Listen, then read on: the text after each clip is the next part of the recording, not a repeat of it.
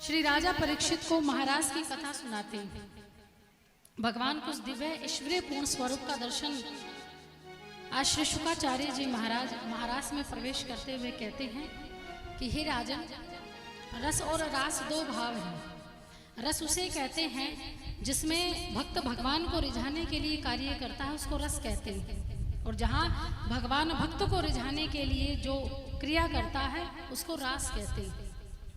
और महाराज का ये दिन शरद पूर्णिमा की रात्रि मल्लिका अधिक पुष्पों से बड़ी विभूषित हो रही है। चांदनी की जो शोभा है वो चारों तरफ छिटक रही है। और पूर्णिमा का सुंदर दिन और शारदीय सौंदर्य को देखकर आज माधव के मन में ब्रजवासियों को विहार करने का संकल्प उठा। मन में आया कि आज महाराज किया जाए। रात्रि के समय भगवान श्री हरि, भगवान श्री कृष्ण यमुना के तट पर पहुंचे। और यमुना के तट पर पहुंचने के बाद बांसुरी बजाई। और बांसुरी बजाई तो समस्त गोपियां श्रृंगार करने लगी। और श्रृंगार करते करते महाराज उल्टा पुल्टा श्रृंगार किया। कैसा श्रृंगार किया? बोले एक ने जब वेणु वादन सुरी बांसुरी की आवाज सुनी तो बांसुरी की आवाज सुनते ही आंखों में काजल लगा रही थी। एक आंख में काजल लगाया तो दूसरी आंख में काजल लगाना भूल गई। एक आंख में काजल है और दूसरी सुनी है। एक दूध दोह रही थी, दूध दोहती दोहती महाराज बाल्टी को ही उठाकर पहुंच गई। एक घाघरा चोली पहन रही थी तो उल्टा पुल्टा घाघरा चोली पहन ली। भान ही नहीं रहा, क्योंकि जल्दी हो गई थी कि भगवान के दर्शन करने जाना है, भगवान पुकार रहे हैं। एक अपने सास के नंद की सेवा कर रही थी, भोजन परोस रही थी। भोजन में समझ में ही नहीं आया कि क्या परोसूं क्या नहीं, खाली थाली देकर भाग गई। नंद आवाज लगाती रही, सास आवाज लगाती रही, अरे करम जली भोजन तो दे जा। लेकिन गोपी कहां सुनती, उसे तो सुनाई दिया तो केवल और केवल भगवान की बांसुरी। जैसे तैसे श्रृंगार किया महाराज। आज श्रृंगार करके शरद पूर्णिमा की रात्रि और भगवान के विहार के समय यमुना नदी के पास पहुंची। यमुना नदी के पास पहुंची, भगवान को देखा तो 16 श्रृंगार करके खड़े हैं। और महाराज में सब स्त्रियां हैं, बाकी कौन? केवल एक कृष्ण है जो पुरुष स्वरूप में है। और गोपियां बनना जरूरी है, क्योंकि गोपी कौन है? जिन्होंने अपने समस्त इंद्रियों को पी लिया है, जिसने अपने समस्त इंद्रियों का मर्दन कर दिया है, वो गोपी है। गोपियों के जीवन में कृष्ण के अलावा कुछ नहीं है। उनकी ज्ञानेंद्रिया, जननेंद्रिया, कर्मेंद्रिया, सब का जो वासना है वो सब समाप्त हो चुकी है। वो आत्मीयता का स्वरूप है और केवल वो परमात्मा को जानती, इसके अलावा और किसी को नहीं जानती। उनके जीवन में या तो वो स्वयं है या वो श्री कृष्ण है। वो जानती है इस दुनिया में अगर सच्चा पति अगर कोई है तो वो परमात्मा है। उस सच्चे पति के अलावा और कोई नहीं है। ये सांसारिक पति है ना, ये डांट देगा, फटकार देगा, गाली देगा, गलोच देगा, लेकिन वो परम पिता परमेश्वर, वो पति, वो व्यक्ति चाहे पतित हो, चाहे पावन हो, चाहे पुण्यदायी हो, वो सबको अपनाता है, सबको अपनी शरणागति देता है। और वास्तविक रूप में देखा जाए तो जो शरीर को छोड़कर व्यक्ति चला जाता है तो आत्मीयता कहाँ जाती है? उस परमात्मा के पास ही तो जाती है ना। तो ये जो गोपियां हैं ये क्या हैं? ये आत्मीयता का स्वरूप है। ये गोपियां केवल स्त्रियां नहीं हैं, ये आत्मा है। और हम सभी के अंदर एक ऐसी ही गोपी है जो सदैव भगवान से मिलने के लिए लालायत होती है कि कब हम परमात्मा से मिले, कब मृत्यु आती है और कब भगवत धाम की प्राप्ति के लिए तरसती रहती है कि कब भगवान का दर्शन होगा। ये वो गोपियां हैं, अद्भुत गोपियां। महाराज श्रृंगार करके पहुंचे, भगवान के सुंदर रूप को देखा तो मोहित हो गई। भगवान ने कहा, गोपी क्यों आई हो, क्या करने आई हो? गोपियों ने मुंह लटका लिया और मुंह लटका कर कहा कि केशव, खुद ही बुलाते हो और खुद ही आने का कारण पूछते हो।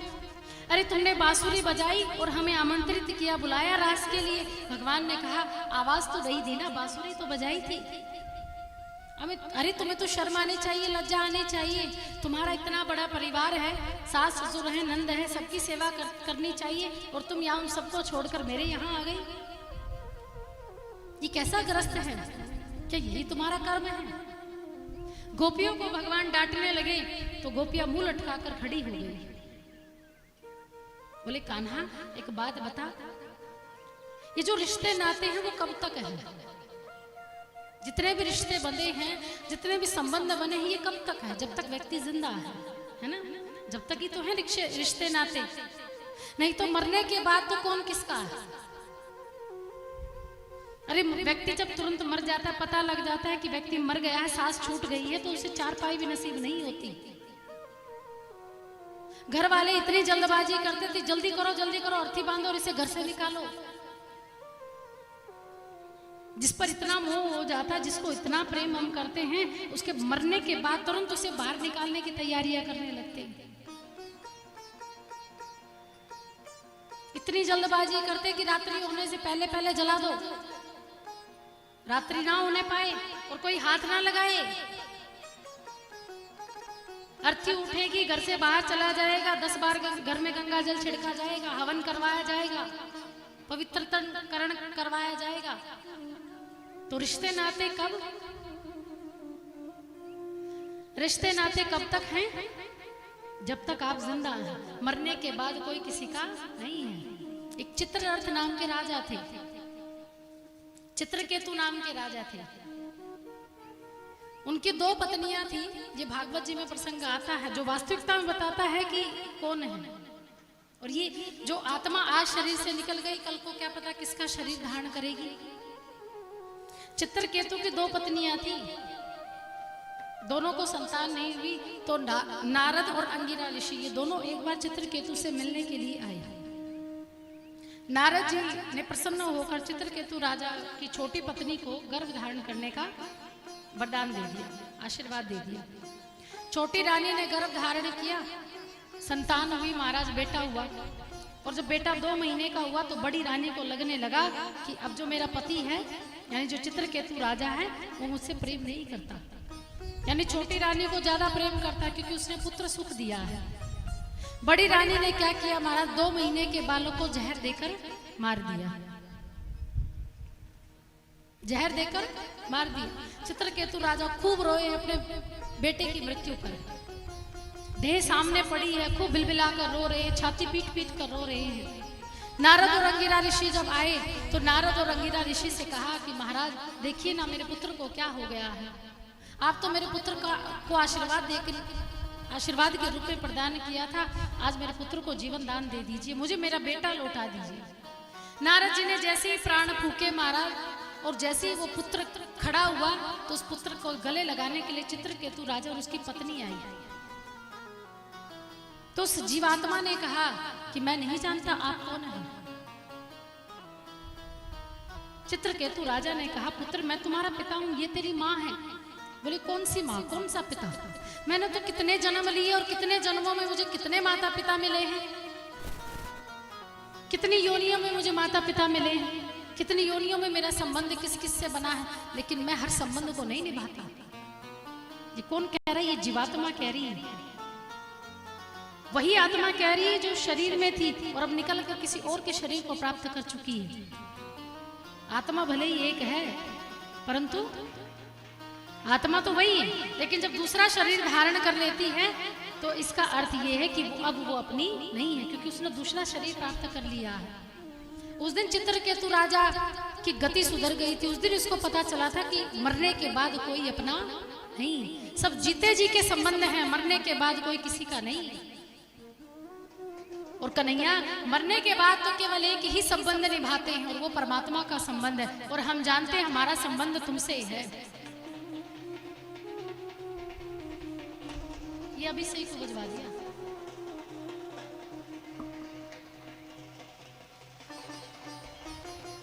बोलिए श्री कृष्ण कन्हैया लाल की।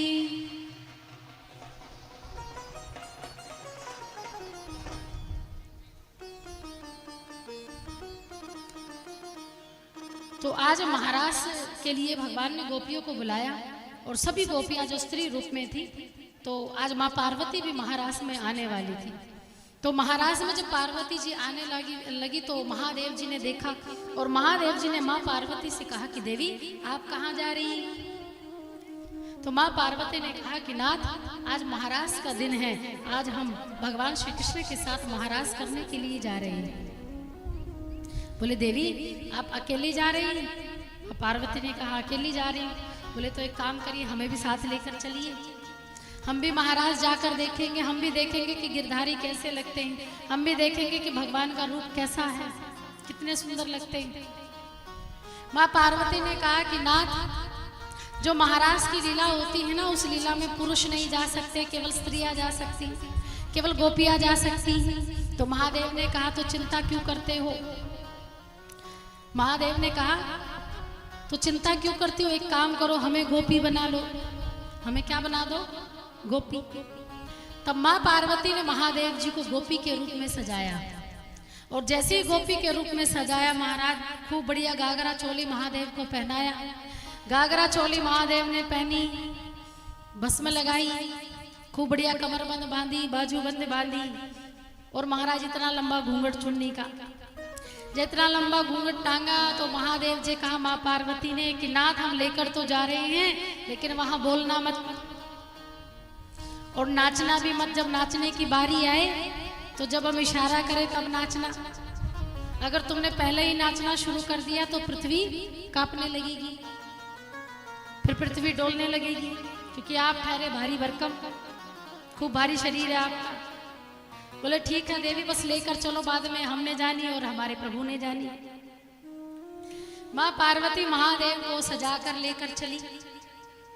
अब महादेव जी सजकर गए तो अभी गोपियों को आने में थोड़ा विलंब था। तो भगवान महादेव खड़े और माँ पार्वती खड़ी। अब भगवान आए, 7 वर्ष के भगवान हैं। भगवान ने देखा, पार्वती से पूछा कि पार्वती ये तेरे साथ जो खड़ी है ये कौन है? जो तेरे साथ खड़ी है ये कौन है? पार्वती ने कहा कि प्रभु ये नई नई बहू आई है। महादेव जी खड़े थे, श्रृंगार किए। बोली अभी अभी नई बहू आई है। बोले अच्छा, नया नया ब्याह हुआ है? बोले हाँ प्रभु, बस पास के गांव से ब्याह कर आई है। बोले अच्छा, बोले खाते पीते घर की है ये बहू? बोले हाँ प्रभु, बस कृपा है आपकी। बोले अच्छा, इसको ये तो कहे कि अपना मुंह दिखाएगी। क्या कहा पार्वती जी ने? भगवान ने क्या कहा कि कह इसको कि अपना मुंह दिखाएगी। अब मुंह दिखाने के लिए कहा तो महादेव जी ने चुन्नी कसकर पकड़ ली। पार्वती ने कहा कि प्रभु ये थोड़ा सा शर्मा रही है, ये मुंह नहीं दिखाएगी, अभी नई नई बहू आई है ना, तो थोड़ा शर्मा रही है। भगवान ने कहा देख पार्वती, तू जानती है ना, जब ब्रज में कोई नई बहू ब्याह कर आती तो सबसे पहले मुंह मैं ही देखता हूँ। पार्वती ने कहा प्रभु जानती तो हूं, तो क्या इसको कि घूंघट खोलेगी? अब तो महादेव जी थोड़ा डरने लगे, भयभीत होने लगे, कहीं मुंह खुले और सारा राज पोल पट्टी खुल जाए। पार्वती जी को भगवान को समझाए कि प्रभु रहने दीजिए ना, रास करिए, फिर बाद में आपको पता चल जाएगा। लेकिन भगवान नहीं माने, भगवान महादेव के आगे पीछे घूमने लगे। देखो तो सही कौन है। अब आगे पीछे महादेव जी के घूमने लगे। महादेव जी बेचारे बड़े भयभीत हो गए कि भैया अगर मुंह देख लिया तो रास रह जाएगी। इतने में महाराज भगवान श्री कृष्ण की नजर महादेव के पैरों पर गई, और महादेव क्या लगाते हैं? भस्म। भस्म लगाते हैं महाराज, और भस्म पर नजर गई तो समझ गई गिरधारी कि ये तो गोपी नहीं, ये तो खूब बड़ा गोपा आया है,